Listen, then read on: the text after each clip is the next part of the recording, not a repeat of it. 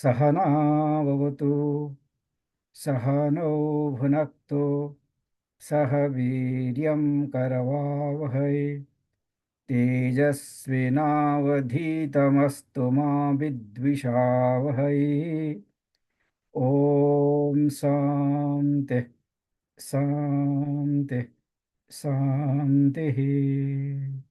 त्वमेव माता च पिता त्वमेव त्वमेव बन्धुश्च सखा त्वमेव त्वमेव विद्या द्रविणं त्वमेव त्वमेव सर्वं मम देवदेव त्वमेव सर्वं मम देवदेव. So today the topic what we are uh, discussing is the minding the mind. When it comes to when we analyze a person has three personality layers. One is the physical personality, which we are acquainted with and others are acquainted with to some extent. Then the mental and intellectual together, and the spiritual personality. So far as spiritual personality is concerned, we don't have to do anything because it is taken care by its own. It is self-existent. It never changes. It is all the time same for all the people, the self. But the physical personality, we can take care of to certain extent, but sometimes it goes beyond our capacity. Then we go to a hospital or something, the physical personality. But when it comes to the mental personality, the psychological personality, at that time, we lack a lot. Of course, psychology is there, and that is the psychiatry is there. There is a different thing. But what scriptures tell, first it defines what mind is. The definition is Sankalpa Vikalpatmakam Manaha. Sankalpa means let me do it. And Vikalpa is exactly the opposite. Why shall I do it? Like for example, New Year's Day is coming. At that time, everybody takes the New Year's promise that I will lose some weight. I will do some exercise.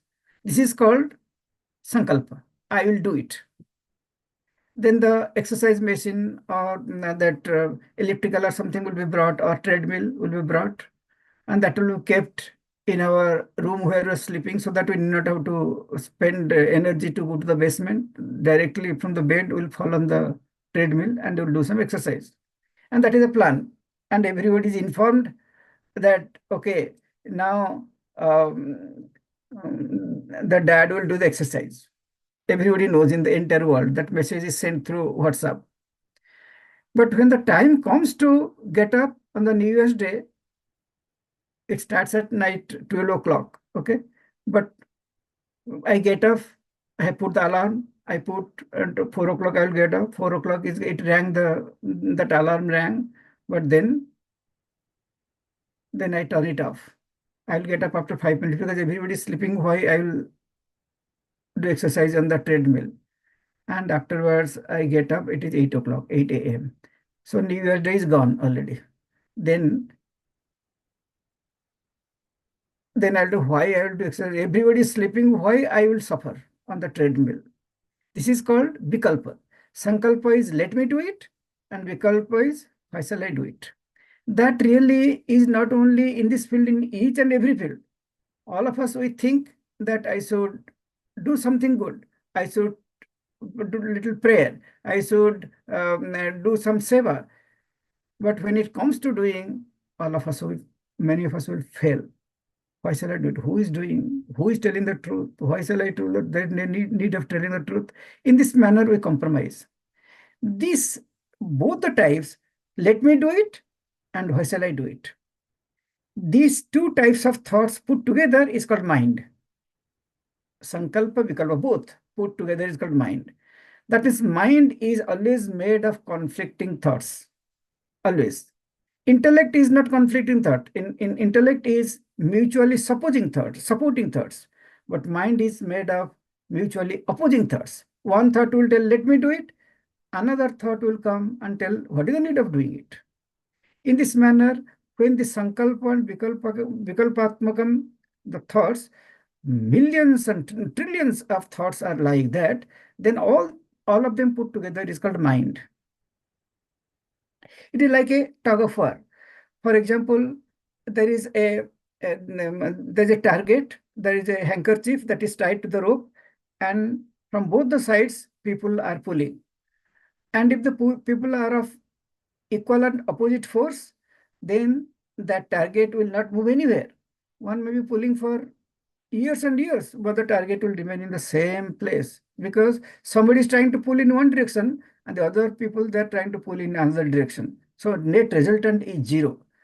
So even though people are putting forth a lot of effort, achievement wise, it will be zero. It will be zero. F1 plus negative F1 is equal to zero. It will be, there will be no result. There will be no progress at all. Same thing is happening with all of us. Our mind, we take so many decisions, but in those decisions, we get no result at all because plus and minus, they cancel each other. Sankalpa and Vikalpa, they cancel each other. So we'll not feel, though we have got house, we have got car, we have got nice family, we have got good job and everything, but if it is asked, did you feel that you have achieved anything? You have got so much of bank balance. Do you achieve anything in your life? No, I'm a failure. Nobody is really caring for me. Nobody pays attention to me. But you have got car, you have got servants and all this. What more you need? Something inside we feel empty because the plus and minus, they're canceling each other. There is no forward movement within ourselves. We will not feel that I'm progressing. So that is the problem all of us we face. When we work through our mind, the resultant is frustration. Even though we get everything, frustration will be there. But if we function through our intellect, then always we feel that I am getting something. Maybe I may not have any money. I may not have a house. I may not have a car. I may not have a family. But still, if somebody asks, how are you doing? I'll tell I'm fine. That means inside one is progressing. Outside progress is no progress at all. Suppose I made a big house like 101-storied building and little earthquake or something, the entire building is gone. Entire building is gone. Not only I lose everything, but also I destroy so much in the neighborhood and do so much of pollution in the nature. So outside progress is not really a sign of progress. Progress is not determined outside. Progress is only determined inside. How much people are happy, how much they are confident, how much they are stable, how much they are able to love. That is the sign that somebody is progressing. Progressing to how much money is in the bank, that it is not, still people can, somebody can suffer. Somebody can be a drug addict, somebody can be a drunkard. That doesn't determine that this person is really very prosperous. This person is really have progressed a lot. That person has done a lot of things. No, inside the success is measured in terms of how much stability is there one has inside. I read some like information. This Carnegie, that who has this iron factories and all this, and in a lot of universities and all in his name. He was doing very good business, and in a very short time, he became a millionaire. Then one day he was called to the Senate. That means he is doing some kind of problem, some kind of malpractice. Otherwise, how his money can increase to such an extent in such a short time? When he was asked, and they didn't find any kind of irregularities in the financial documents. Then they asked him, how come how can you make so much of money in such a short time? And we say, all your record it looks good. Then he asked all the senators, is there anybody who can keep the mind still for 3 seconds? Then everybody told, no, we cannot. He asked everybody, not a single person told that, yes, I can keep my mind quiet for 3 seconds. Nobody. Then he told that if you cannot keep your mind quiet for 3 seconds, how can you stable for 3 seconds? How can you think that you can rule the country? How can you think that the country will prosper? You yourself is broken inside, but how can you take care of the people of the country? But I can keep my mind quiet. So that is the success. So success is not determined by how much one has, but how quiet one can keep the mind, how inspired one can keep the mind. That way, the success is measured. So in this connection, the mind is the greatest blessing. If we can keep our mind quiet for a few seconds, and again, we can quiet the mind two ways. One is by fulfilling our desire. When my desire is fulfilled for some time, our mind remains quiet for temporarily for some time. And we feel very inspired. We feel I achieved something, but that is very temporary. And some people, they try to keep the mind quiet by avoiding situations. I don't want to get involved there. I don't want to associate myself with that. They try to avoid. That is also not the solution. Solution is keeping the mind in the right place. Right place. Same mind can be disturbed if our mind is associated with flimsy things, with ephemeral things. If our mind is always thinking regarding what I will eat, what I will wear, how much of money I will deposit, what house I will buy, these are all temporary things. If mind is always involved in these things, mind is going to be disturbed. There is no doubt. At that time only we'll feel the presence of mind. Otherwise, if mind is quiet, there is no mind. Quiet mind is not a mind at all. If in a home there are two people are there, but each one is shouting, then we'll feel as if there are 100 people are there in that home. But if there are, let us say, 40 people are there in house, but everybody does their things quietly, and everybody is for the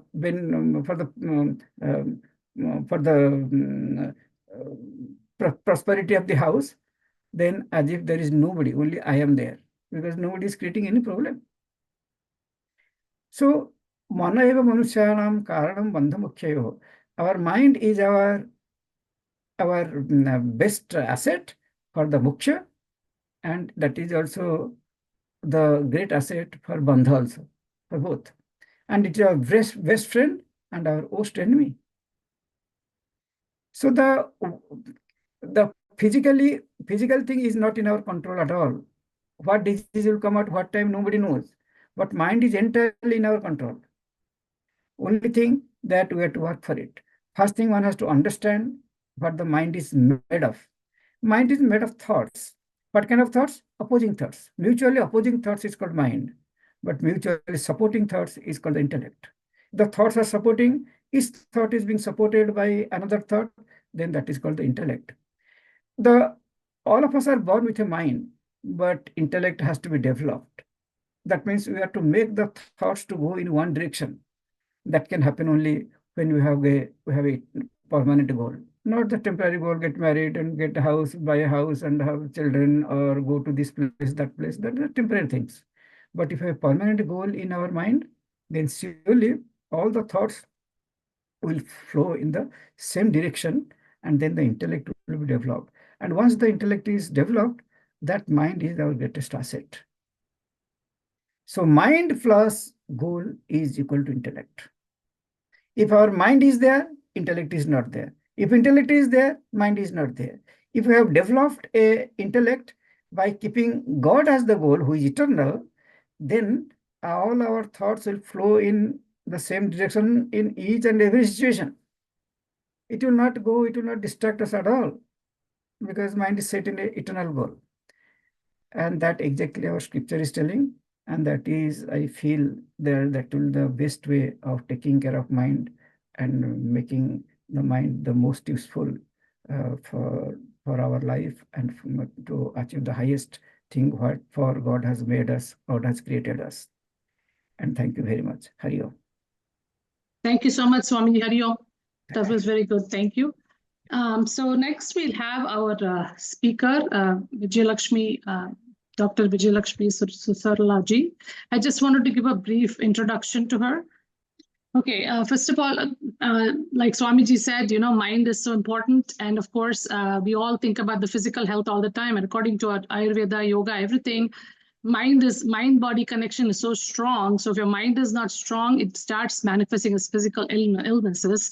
And I think today our speaker, Dr. Viji Susarla, she's going to talk about how to keep a healthy mind even as we get older. And as people get older, people get more lonely and all of that. So those are all some things we'll be talking about. So first of all, Dr. Viji is a clinical psychologist practicing in the Chicagoland area since 1995 under the practice name Self-Improvement Through Awareness, or SITA. She specializes in cross-cultural therapy and parenting, ADHD for kids and adults, and post-traumatic stress disorder, PTSD. She provides individual and family therapy, and her office is in Naperville, Illinois. As the Assistant Director of the Institute of Yoga and Consciousness Research Wing, Andhra Pradesh, Andhra University, India, she specialized in the use of various yogic and meditation techniques in the treatment of mental disorders. Dr. Viji founded the organization Mano Darshan with the goal of promoting mental health awareness in a community and eradicating stigma. Towards this end, she has been conducting monthly mental health awareness talks to the community for the last 7 years, and yearly mental health awareness walkathons for the last 8 years. She has done over 100 community presentations at various venues in the US and in India. She is also involved in conducting survey research on the Indian diaspora on various topics. So I'm going to hand it over to Dr. Susarla. Please take over. If you want to share your screen, please go ahead. Namaste to you all. Namaste, Swamiji. It is such a pleasure to see you and listen to you. I'm deeply grateful for your such a simple and effective message. Thank you. So today we are talking a little bit about mental wellness for aging gracefully. The idea really is to live intentionally and purposefully, because as we go from one developmental stage to another, the purpose shifts, and therefore the intention also must be re-examined, and we need to come up with a renewed intention.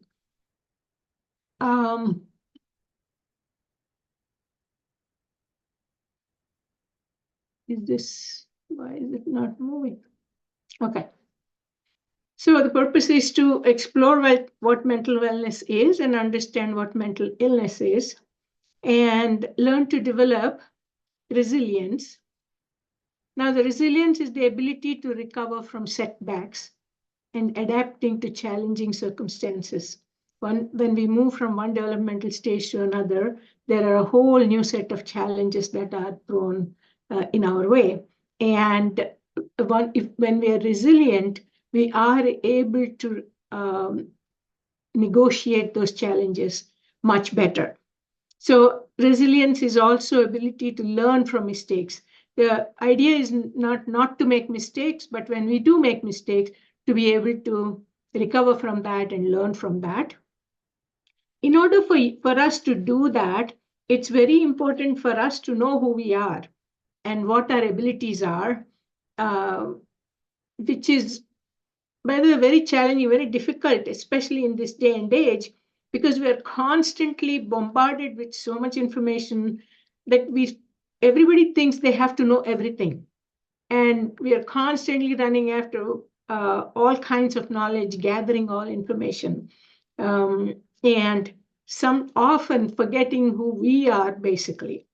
So knowing one's abilities requires sitting back and looking within and see what, we all come as a package into this world, and each package is different, and each package has some strengths and weaknesses and everything else. So unless we examine the package, if we are too busy looking outside, we'll never know or understand our own abilities. And resilience is also knowing that we can apply our own abilities, our own intellect, our own ability to analyze and reason, to have that confidence.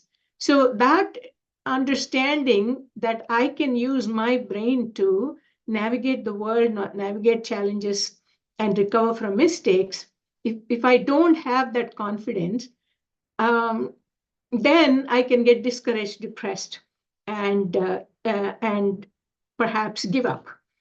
So it is important for us to be able to understand that every human being, majority of human beings, have the ability to look inward and see what we have and know that we can use our own intelligence. And often I look at it as an inner guide. All of us have an inner guide, and this guide has knowledge of all the human race and all the living entities.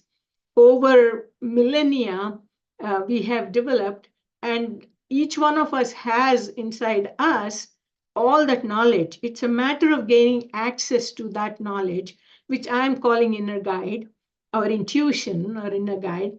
So in order to access that inner guide, it's very important for us to sit back and ask the question and not think, because the solutions, most of the solutions are already there.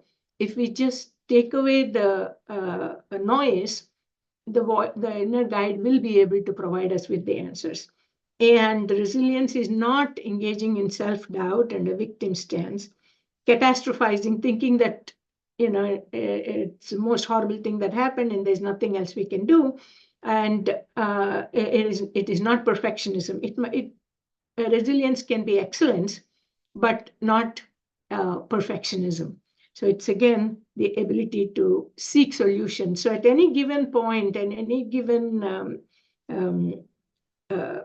point where we are in the middle of a problem, we can either take a victim stance and filled with self-doubt, saying that I cannot do anything and think this is the worst problem that has come in my way, and I have to only find the perfect solution. Or I can turn the other way and say, oh, what can I do about this?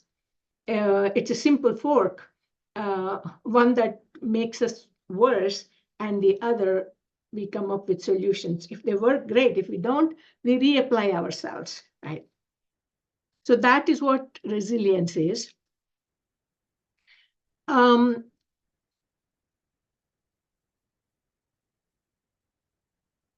The other purpose for us is to understand what positivity is. Now, research shows that there are 5 components for positivity. Positive psychology research shows that we can be happy if we have these 5 in our lives. And these 5 components can be intentionally developed. The first one is positive emotions. What promotes positive emotion is, happiness is a byproduct. It is not something that you already have for most of us. I won't speak about Swamiji, but happiness is a byproduct. If we do happy things, we'll feel happy. You know, so positive experiences is something that we want to, on a daily basis, do things so that the positive experience makes us feel better. This Losardo ratio says that for every negative experience, we need 5 positive experiences to kind of balance out.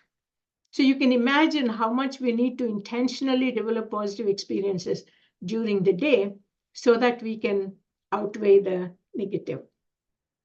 So what promotes positive emotion? The first one is positive experiences, which we can intentionally have during the day.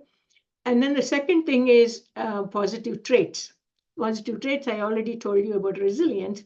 And another one is gratitude.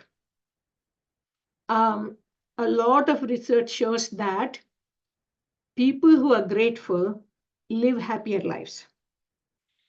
In positive psychology, they have studied thousands of people, and ask them what makes them happy, what makes them stable, what makes them content in life.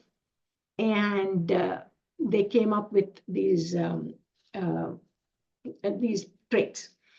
So, so gratitude, having gratitude in life, those who have it seem to feel better about themselves and the world. The gratitude can be either self-reflective, where you remind yourself every day that you're grateful for whatever it is, And it can also be interactive, where you periodically tell people that you are what you're grateful about, and why you're grateful for them.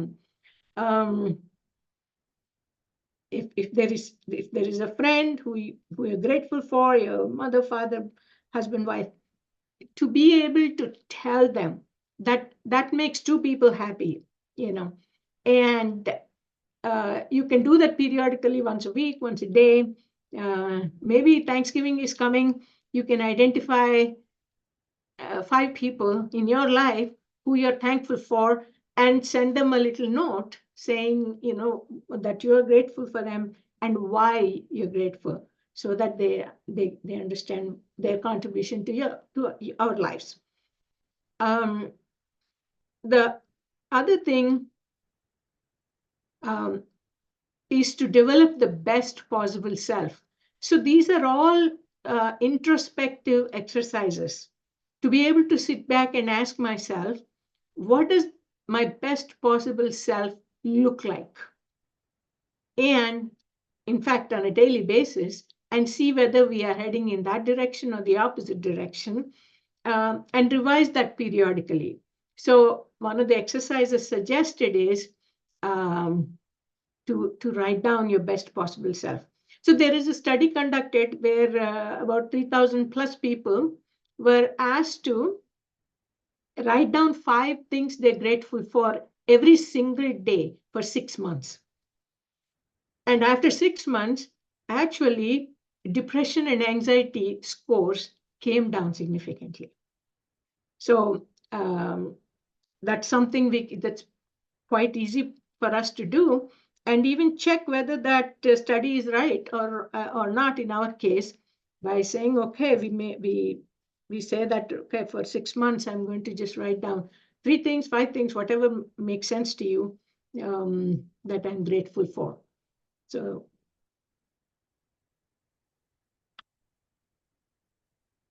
So rituals also promote positive emotion, whether the rituals are religious, spiritual, family rituals, self-care rituals, any of those promote positive emotion. I always say my mom used to make a specific sweet for me growing up for my birthday. Every single birthday, I got that sweet because she knew I liked it. Now, I really look back so fondly about that. Every birthday, without thinking about my mom and what she has done, it doesn't go forward. The first thing that comes to my mind when I wake up is that. So it's a kind of a ritual that she made sure I got that. Now, those type of things, if we create for ourselves and for our family, it will go a long way, because kids tomorrow will turn back and say, oh, my dad used to do this, my mom used to do that, my sister used to do. So, and then more likely that they will institute those traditions in their own families, making it, making people happy.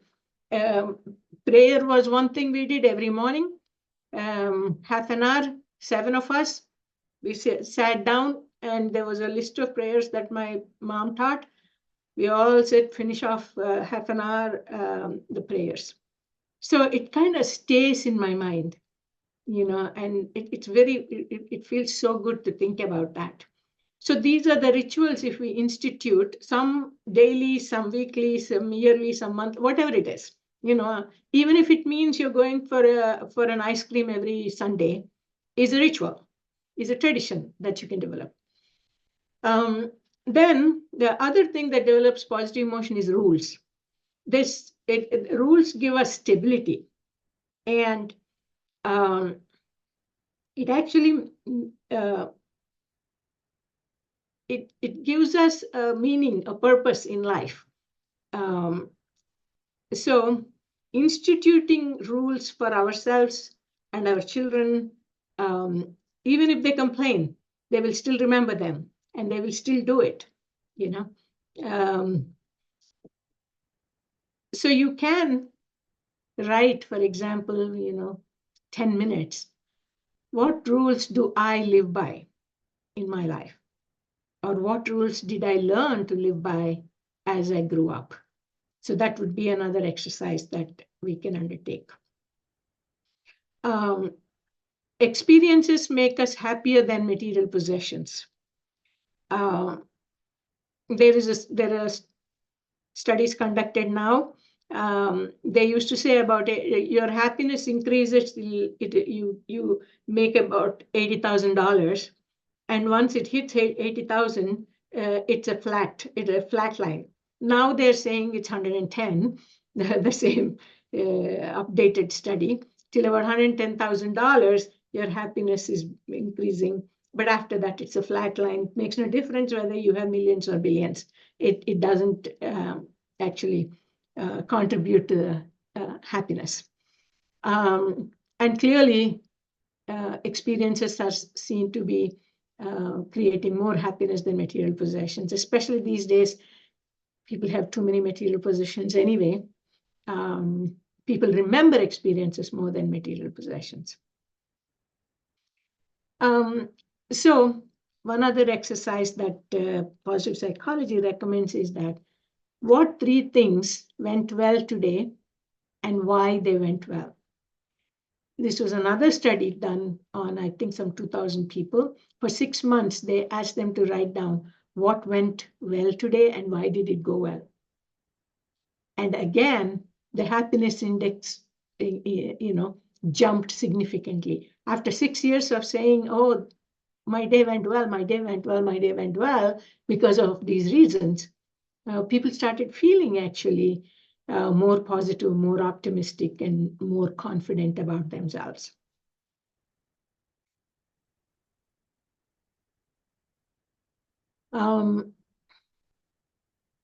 So the first one we talked about is positive experiences. The second one that seems to increase positivity in people is engagement. Engagement is intense focus and attention in something of interest, so much so that you lose yourself and get deeply absorbed, and you are only in the present moment with whatever activity you are doing. That is engagement. And by nature, engagement leads to excellence. And when there is excellence, it improves confidence. So there is a book called Flow, written by Chinmaya from University of Chicago. He passed away. He studied people who are happy again, and he studied surgeons, golf players, mountain climbers, and one more I'm not able to recall. He studied them, and what they said was when they were involved in the activity, it's like time came to a standstill and they are completely absorbed in the activity. So a surgeon, for example, knows the feel of the scalpel in the hand, the pressure on the skin, how much pressure. It's like, every constant feedback loop between whatever the activity and themselves. And that state, Chinmaya calls it flow. And that kind of engagement, if we are able to develop in anything, whatever our field of interest is, that's something that leads to a lot of positivity and happiness. So the third thing that leads to positivity and happiness is our relationships, the time spent with our spouse, children, friends, community. Of course, the time spent with them cannot be arguing and debating and fighting. It has to be good communication. If I have to do that, if I have to have good relationship, then I need to be accepting of the other. Accepting of the other person's weaknesses and be able to cover for them rather than constantly pointing out the weakness of the other person. But by the way, this is easier said than done, because at that moment it gets irritating or anger producing. But over time, if I can come back and say, hey, that is not the way the other person is, who she is, and I need to accept that person as he or she is, and with weaknesses and all. So that needs some thinking and some intentional introspection. You know, for relationships to be good, to notice the positive and show appreciation. Especially in this country, it is extremely important to notice positive and show appreciation. And not only in this country, in this day and age. You know, I never had my mother or father say anything, you know, oh, great job, or oh, you're smart, or I've never, ever heard of them say anything like that. But now, if you don't say in this day and age, in this country, it becomes a very big problem. The children think you don't appreciate them. The children think you don't notice them. And even the spouses think that at this point in time. So having said that, I think it is very important to notice what's good about people and actually express that. Because when I express good about you, I feel good and you feel good, you know. So I think it's very important. By the way, this is all research based. This is not, you know, they've done extensive research. And develop, be present in the presence, especially in this time of cell phones. You know, if we are 4 of us in the house, all 4 of us are sitting at the dining table with our cell phones. So that means we are not being present. Yeah.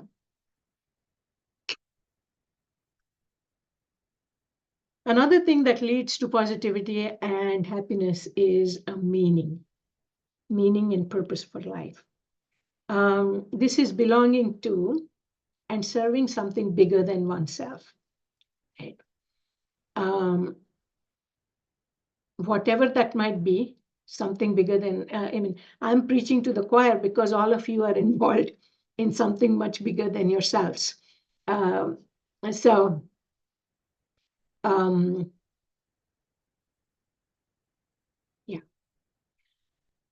So a couple of exercises again. Write your vision of a meaningful future. I think as we go into Vanaprastha, I think it's important to have a vision of the next, I don't know, 20, 30, 40 years. What is it going? What would feel meaningful to me? And one way to do that is to write an obituary through your grandchild's eyes. What would your grandchild say in your obituary? So that's another exercise one can do. All these things are really to trigger introspection and thinking about. Another thing that nothing gives so much kick as mastery and competence in something. So it will be good to actually spend some time developing the competence and mastery in whatever field you are in or you're going to be in. They found that self-discipline and grit are twice as important as IQ and talent. IQ, and there are many, many, many, many people in this world who are geniuses, have very high IQ and talent, who have done nothing in their lives, with their lives. So self-discipline and grit, they found are twice as important, you know. So one of the exercises we can do is to, what do I have mastery over? My mind, my psychology, or therapy, or what is my mastery? And does that mastery make me feel like make me feel confident about life? So the challenges seniors face are often loss of purpose because we stop working, if we stop working. So that this is the time when a realignment has to happen, where if we are empty nesters, we need to figure out how the rest of the life will be. What is the purpose for that? And seniors also face social isolation, partly because they're not working anymore and not using their intellect as much as they were using before. And it can be loneliness because the children are gone, or one or the other spouse is gone. So there can be a lot of loneliness. So it is very important to prepare for old age. And we have in our system, we have a very specific system on how to prepare for each stage of life. And that's why you're calling it Vanaprastha, The changes in living arrangements, we have to come to a smaller house. Maybe we have to live with children, depend on children. All these things are very stressful. So that is something that needs some thought. Navigating cultural differences. This is something that I am running into very often. The immigrant parents' expectations and worldview is in direct clash with the second generation children born and brought up here, their worldview. There's often a clash between the two, and that is causing a lot of problems in families. This is a very important topic in my mind because I'm just seeing too much of it. And I would like to have some dialogues about this with interested people, because honestly, we don't have to give up our traditional values, but we certainly have to brainstorm on how to communicate them such that the children will actually want to listen to us. Most of the time, they really don't want to listen to what the parents are saying. The parents are telling them, hey, do yoga and meditation. And I'm having so many kids come up and say they are atheists or agnostics. So I'm very curious about why that is the case, given that the parents are so religious and, do all the traditional religious activities. So I really think this communication between immigrants and second generation kids is something that we have to really dialogue and come up with some solutions. So I'm sure you know that these are some cultural differences that seniors face with their children. I remember my son telling me when he was young, "Oh, Mom, you should come and visit me when I grow up and get married." And I'm saying, "Oh, what visit? I thought I was going to live with you," which is not something that most kids here are thinking about. I was kidding, of course. Another challenge that seniors face is degenerative brain disorders. I'm also hearing from a lot of people who are in their 50s and 60s and plus that they're forgetful. And do we have dementia? Forgetfulness is a pretty normal phenomena. As we grow older, our priorities shift, and we forget names, and we forget people and things like that. For it to be diagnosed with dementia or other degenerative brain disorders, the forgetfulness has to be very significant. So general forgetfulness is not an indication necessarily, can be, of degenerative brain disorders. Of course, end of life concerns. What is it going to be? How is it going to be? Will I suffer a lot? Will I go smoothly? Will I go easy? How will my spouse live once I'm gone? These are all concerns, end of life concerns, that I think it's important to have those dialogues with the spouse. That is a challenge. A lot of people avoid these discussions. They just don't want to go there. So those are some of the challenges that. How am I doing in terms of time, Pushpa? Yeah, I think we're okay. It's only been like 30 minutes, so you can go a little bit more. Okay. So I'm going over what we can do. I gave some exercises earlier. We can kind of go over what we can do. One of the techniques that is developed by cognitive behavior therapy is what is called cognitive reframing. So cognitive reframing is the ability to change how we view situations, experiences, and emotions. So, one example I'm giving here is empty nest versus refeathering our nest. The children are gone, and now, we spent so much time focusing on them. And by the way, that's another thing Indian parents do, hyper focus on their children, that they don't have life of their own till the children are gone from home. So it is a real empty nest. And if we can look at it as how do we refeather the nest, that would be one way of reframing something. Another strategy is visualization. Visualization is ability to use mental imagery to actually see what we want to achieve, what our goal is.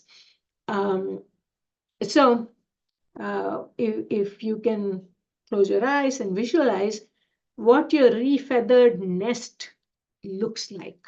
If you were to refeather your nest, what would it look like? What would it contain? What will be in the nest and what won't be in the nest? And how can you be happy in the refeathered nest? So visualization is a pretty powerful technique, actually. I think they did an experiment with, I believe, Chicago Bulls. I forget their coach, very famous coach, when Michael Jordan, Scottie Pippen, all these people were there. So he would make them sit, do some yoga nidra type of thing, and then he would ask them to visualize, close their eyes and visualize them dribbling the ball and making forget the name. I'm also forgetting words. So for about 10 minutes, they would visualize the whole game, how they're playing and all that.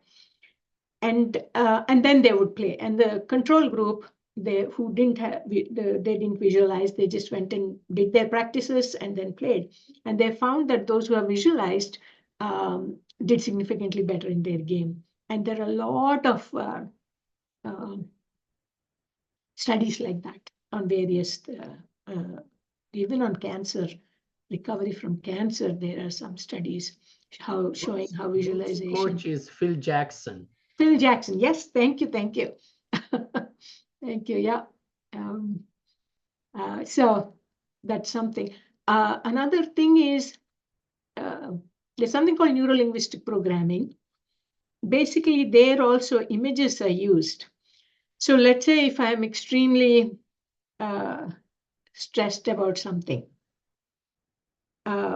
So I can sit back, do a couple of deep breaths and visualize that I write my stress down on a little piece of paper and then get a balloon, put it on the balloon, tie it to the balloon and let it go. And then in my mind's eye, I'm watching the balloon go higher and higher and higher with the little paper flapping at the bottom. And as it goes up, I cannot see the thread anymore, but I can see the balloon and the little paper. And as it goes further high, I cannot see the paper. And then slowly, even the balloon disappears. So with the intention of letting go of this stress, you can visualize something like that. So some of those techniques can be used, again, to refeather the nest. If you can visualize that, exactly how it will be. this morning I was talking somewhere else, and the lady said, "Oh, I'm going to," she said, "I visualized that I converted one of my rooms into a sewing room." And then she gave details about how she would arrange it and things like that. A third way to do this is intention statement. Swamiji talked about sankalpa. So this is just a sankalpa statement where it's a clear, short sentence expressing that this is what I want to do. I intend to, for example, I might say, I intend to, I intend to be more introspective in the next 1 week or something like that. I intend to manage my anxiety better. So the intention statement, usually there are so many thoughts in the mind, even though we have the intention, it just comes and goes, we lose track of it. So if we actually make the statement, it has to be short, it shouldn't be too wordy, and it should be positive.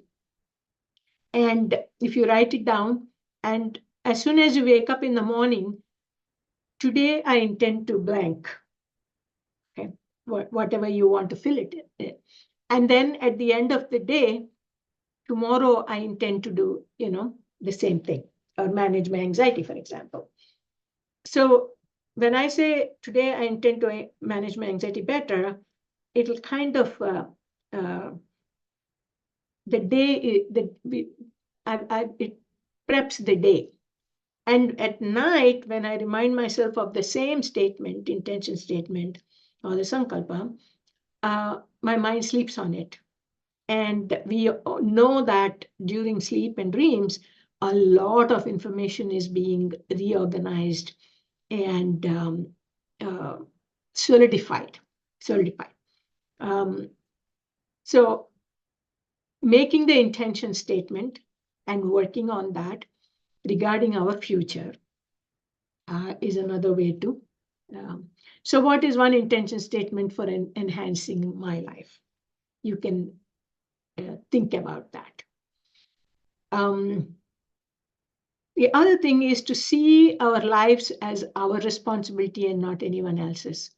We often think that our husband or wife will take care of us, our children will take care of us, our friends will they will all be there. It's not that they won't.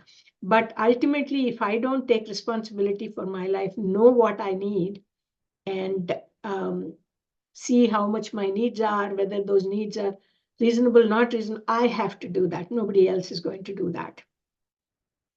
I also recommend that to a lot of people that they take inventory of their skills. Once we reach Vanaprastha, we've all worked all our lives and perhaps still working, but we have accumulated a whole host of skills. So for us to take an inventory of those skills and then adapt them to the Vanaprastha life or the sannyasa life, whatever the life might be, future life. Unless we are aware of our skills, we won't be able to adapt them. But I finished my work, being an engineer, doctor, whatever it is, and then now I'm sitting not knowing what to do. So the idea is to say, okay, I have developed these skills during my study and all that, and what can I do with them at the present time? So some of the examples could be, there are so many YouTube channels these days. You can have one based on your skill. And there are a lot of podcasts. I always recommend StoryCorps. I don't know if any of you have heard of it. StoryCorps is something that basically they collect stories from people, especially the ethnic groups. They gather stories. The story could be as simple as, when you came here, what was your first experience to this country? What was your first experience like? Or how was your first job? What was your feeling when you entered your office for the first? It could be any number of questions. And downtown Chicago, they have a booth, a permanent booth, in fact, where two people can go. One person can ask the question and the other person can answer. And it's recorded for posterity forever. A lot of those stories come from non-Indian groups. Very rarely did I see Indians, recording their experiences. I really, really think it would be great for us, if somebody is interested. I think we should start a story corps for Indians. I was just telling when my brother-in-law came here, he was wearing a blue stone. And his first job as a physician, and the nurse saw the stone and said, "Oh, that's a wonderful stone. What kind of a stone is it?" And he showed his middle finger so that she can see the stone better. And so she has to tell him, "Hey, you cannot show your middle finger in this country." I think that's a nice story to tell, to our grandchildren and great-great-grandchildren. It can be funny, it can be poignant, it can be, anything. So I really have been wanting to do the story corps for many years. So far, I haven't found the time to do that. The next example, please tell me if I'm going over time, okay, Pushpa. The next example I want to give is a hole-in-wall project. This is Sugata Mitra, I think. What he did was, in a small Indian village, he went to his friend's place. He had a huge compound wall. Inside, there is his house. He cut out a hole in the wall, and he put a computer screen there. And the computer is behind. And he also stuck a mouse pad next to it and just left it there. Pretty soon, the little kids who were running around, playing, they came and looked at it. And then they started touching it, feeling it. And it came to life because one of them touched the mouse pad. And then they started exploring, what is this, how is this? And then they started moving the mouse pad and clicking it. And they found that if you click, it'll go to some place. So all he was doing, just watching, nothing else. And he says that these kids have learned to navigate the world completely by themselves. He also used English grandmothers to teach English and math to Italian children in Italy. So he just gave them a nice big screen TV and put TV screens there. And the English grandmothers didn't know a word of Italian. Italian kids didn't know a word of English. But somehow, slowly, they figured out how to talk to each other, and they taught English and math to these kids. So, there are such projects which are really amazing. So, I'm sure a lot of you have math skills, science skills, business skills, all these things. If online, poor kids can be taught, tutored with different things. The next one is learn something difficult. Now, this is to ward off dementia and other degenerative brain disorders. What the research shows is that at this age, it's rather difficult to learn new things, but that is exactly what needs to be done. That, for example, a new language, a new musical instrument, because it is because of learning something difficult that the brain starts expanding and forms more dendrites and things like that.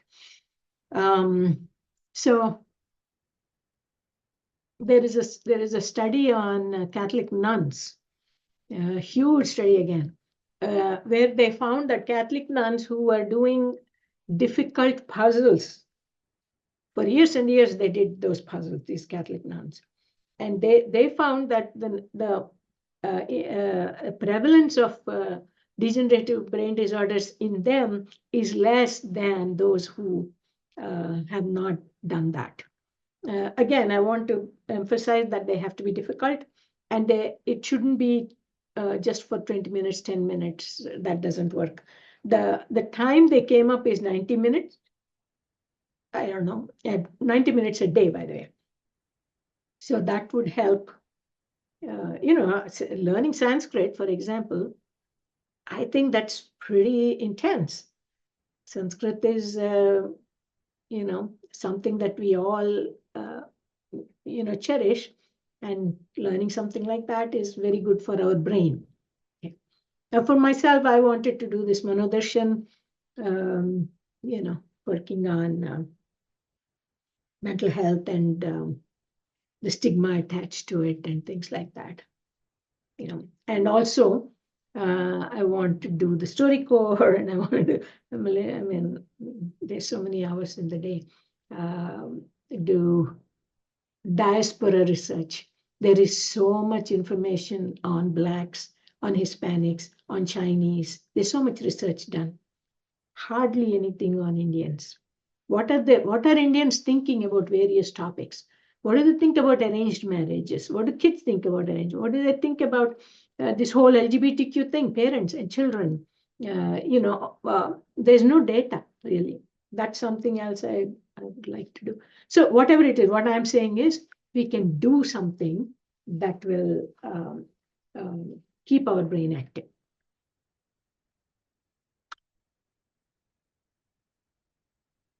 Make and keep an active and predictable daily routine. Daily routine is extremely useful. If I know what I'm going to do when in a given day, that is extremely useful, rather than randomly running back and hither and thither and trying to fix things and run about. So if you can ask yourself, do I have a daily routine that fills my day? If I don't, how can I make that? It's not easy. If you're not used to it, it's not at all easy to have a daily routine. Start or participate in group interests, activities, puzzles, games, and those who are good with tech can do something like this. You're already doing this. This is one way to have group participation. Happiness research shows that being part of an organization and part of groups is very useful to be happy. So as we get older, the winter months become more difficult, and therefore it will be useful to have a specific plan for winter months and take advantage of summer months. Of course, religious and cultural organizations can bring people together, and they are. Most of the temples and religious and spiritual organizations are bringing people together.